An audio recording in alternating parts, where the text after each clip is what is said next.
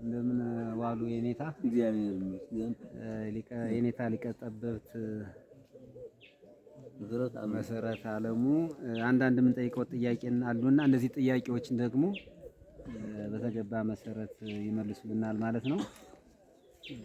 እንግዲህ አሁን ያሉበት የጉባኤ ቤቱ ምን ጉባኤ ቤት ነው የሚባለው? የቅኔ ጉባኤ ይባላል። አሁን ያሉበት ቦታ ማን ነው የሚባለው? ቦታው ይሄኛው አሁኑ ወረታ ደብረ ብርሃን ቅዱስ ገብርኤል ይባላል። ደብረ ብስራት ቅዱስ ገብርኤል እና ስለዚህ እርስዎ እንግዲህ በቅኔ ጉባኤ ቤት ላይ ባገለገሉበት ወቅት ላይ በየት ቦታ ያገለግሉበት ቦታ የት አካባቢ ናቸው? ለጠቀስ ጠቀስ ያደርጉልን። ጉባኤ ማህበሩን ዘርግተው ጉባኤ ደቀ መዛሙርት ያስተማሩባቸው ቦታዎች እንግዲህ ቦታዎች ስማዳ፣ ኮሽ ቅዱስ ገብርኤል፣ ቀጥሎ ከዚያ ደግሞ ታይጋይንት ዳጃት ማርያም ትባላለች። ከዚያ ቀጥሎ ወገዳ ስማዳ ውስጥ ወረዳው ወገዳ ከተማ 10 ዘመናት ነው። ይቀጥሉ ኋላ ይተከፋል ጥቅል ይተከፋል።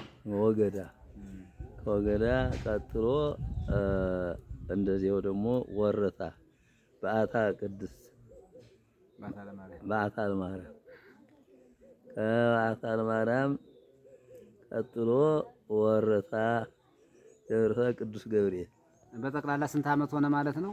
አጠቃላይ አገልግሎቶት ጉባኤ ቤት ከተከሉ 40 አመት 40 አመት። አሁን ያሉትኝ እንግዲህ ባሉበት ጉባኤ ቦታ ላይ በዚህ በወረታ ደብረ ብስራት ቅዱስ ገብርኤል አሁን ስንት ነው ደቀ መዛሙርት ያለ ብዛት ያለው? እንደ ፊተኛ አሁን ሳይሆን ጎጆ ከፈረሰ ወዲህ ቀንሷል። ፊት ጎጆ ሳለው ግን ወደ 150 ተባለ ነው። አሁን በጠቅላላ አሁን ያለው እንግዲህ ያው 60-70 ይሆናል። ጥሩ እንግዲህ አሁን 60 እና 70 ከሆነ አሁን እንግዲህ በዚህ ጉባኤ ቤት ላይ ያየነው ነውና አንገብጋቢ ችግር መፈታት ያለበት የምትሉት አንገብጋቢ ችግራችሁ ምንድነው? እንደ ጉባኤ ቤት አንገብጋቢ ችግራችን የጉባኤው ጎጆ የነበረው ፈራርሷል። አሁን ተማሪው ማደስም አልቻለም።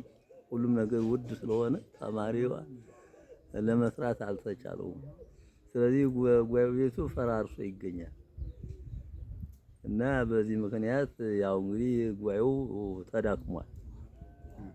ጎጆ ባለመኖሩ እንደገና ደግሞ ሽንት ቤት ደግሞ ስለቀረበ ብዙ መቼም በዚህ ምክንያት ትንሽ የቀናነሰብን በዚህ ነው።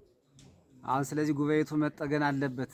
እንደው አንዳንድ እንግዲህ በጎ አድራጎት ካለ በጎ አድራጎት የሚያደርግልን ሰው ካገኘን ጉባኤ ቤቱ ቢጠገን ያው እንግዲህ ቢያድሱልን ይሄ እንግዲህ እናመሰግናለን ማለት ነው። ሌላ ውሃ ያስፈልጋቸዋል? የውሃ ዝርጋታ? ውሃ በጣም የውሃ ችግር አለ። አሁን ተማሪው ውሃ እንግዲህ እየገዛ ነው የሚጠጣ እየገዛ ነው እንጂ እንደው አያገኝም። እና ውሃ ችግር በጣም ችግር አለ። ቢገኝ የሚረዳን ካገኘን ውሃው ቢገባልን መልካም ይሆናል።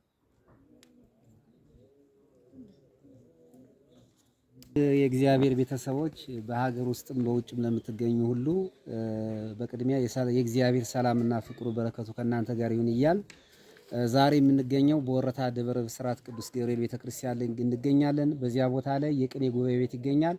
በዚያ የቅኔ ጉባኤ ቤትም ሊቀ ጠበብት የኔታ መሰረት አለሙ ይባላሉ። እነዚህ በሳቸው ስር ላይ ወደ 70 የሚደርሱ ደቀ መዛሙርት አሏቸው። የዚህ ጉባኤ ቤት እንግዲህ እንደምታውቁት የኢትዮጵያ ኦርቶዶክስ ተዋሕዶ ቤተክርስቲያን ዋናው የጀርባ አጥንቷ ገዳማትና ጉባኤ ቤቶች ናቸው።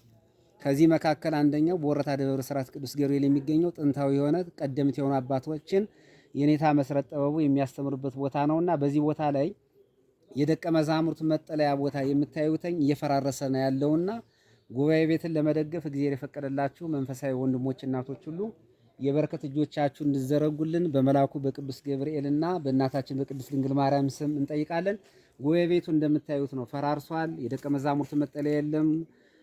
ሌሊትም ቀንም እንዲሁም ክረምት ወራት ላይ ዝናብ እየፈሰሰባቸው የሚማሩበት ጉባኤ ቤት ነውና እነዚህን ጉባኤ ቤቶችን እየጠገናችሁ ደቀ መዛሙርቱን መጥተው ለሀገር ለቤተ ክርስቲያን የሚጠቅሙ እንዲሆኑ የተቻላችሁን ያህል ድጋፍ እንድታደርጉልን ነው። እንደምታያቸው ናቸው። እነዚህ ጉባኤ ቤቶች የፈራረሱ ናቸው። እሰራቸው አርቋል፣ እንጨቱ ወድቋለኝ። ወደ ውስጥ ግባ። እነዚህ ወደ አርቆ የምታያቸው ናቸው። እነዚህ ድጋፍ የሚያስፈልጋቸው ጥገና የሚያስፈልጋቸው ጉባኤ ቤቶች ናቸው። ቀጣይ ደግሞ ያለው ይህንንም ስንመለከት እንደዚህ ወዳደቀ ነው። ክረምት ላይ ውሃ ሲፈስበት የነበረ ደቀ መዛሙርት መጠለያቸው የሚንገላቱበት ቦታ ነው ያለው። ይህ ቀጣይ ስናይ ደግሞ ይኛውም እንደዚሁ ነው። እየተጠቀምን ያለው በተቆራረጠ ኬንዳ ነው እየተጠቀሙት ያሉትና መደገፍ የምትችሉ እግዚአብሔር የፈቀደላችሁ የጉባኤ አምላክ ይረዳናል የምትሉ በኢትዮጵያ ውስጥ በአገር ውስጥ የምትገኙ መንፈሳዊ ወንድሞች እናቶች እንድታግዙን እንድትረዱን በቅድስት ቤተክርስቲያን ስም ጥሪያችን እናስተላልፋለን። እንደምታዩት ነው። ይህም እንደዚሁ ነው። ይሄኛውም ስንመለከተው ይሄ ራሱ የወደቀ ነው። እችንም ስናያት የመጨረሻ እችም እንደዚሁ ናት እና ይሄንን መደገፍ የምትችሉ እግዚአብሔር የፈቀደላችሁ ሰጣችሁ በረከት ለመቀበል እግዚአብሔር ያብቃችሁ። እነዚህን ጉባኤ ቤት እንርዳ።